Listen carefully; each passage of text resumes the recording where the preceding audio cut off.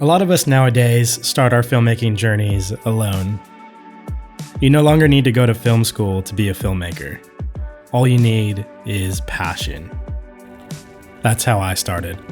So I wanted to share with you guys a few different things I've learned being a solo filmmaker for these past few years. One of the first things I found that was the most important was having patience, especially with myself, because filmmaking is no walk in the park, especially by yourself.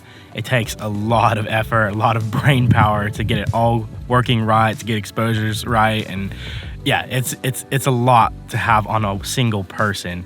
Most people would say it's impossible, but as we see, there's so many filmmakers now that are all doing it by themselves, and it's pretty great. It's obviously not on production level like crazy Hollywood movies, but it's happening, and there's some pretty incredible stuff coming out with people that are doing this on their own. So just remember to have patience, learn, make, repeat, as Matty Hapoya would say, and the more you do it, the better you get, and the easier things will become. The second piece of advice I would recommend being a solo filmmaker is get a tripod, because you got nobody else filming you if you need to film yourself.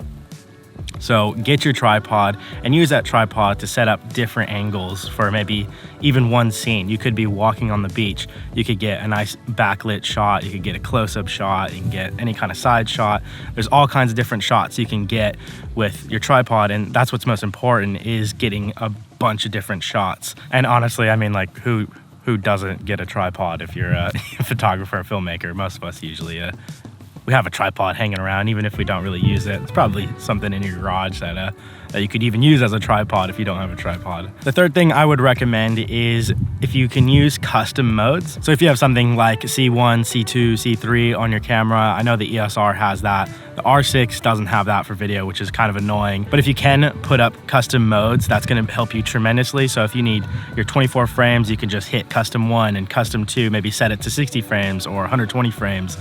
It's just gonna make it easier to bounce between different modes, and if you need to get slow-mo and all that, it just makes life so much easier. However, my R6 doesn't have that, so I'm kind of missing out on that, and I do wish I did have that because it would make my workflow a lot easier. The fourth thing I recommend is having minimal gear. You don't wanna get caught up with having a bunch of gear when you're by yourself. It gets really overwhelming and you pretty much get nothing done.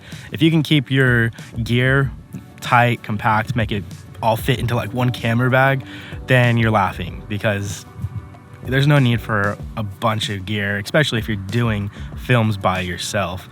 Maybe there's that rare occasion where you need some extra things, but most of the time I would just recommend just keeping it really minimal, just to keep all of that stress out of your head so you can focus on telling the story. The fifth thing I recommend is having a camera that you know to its core.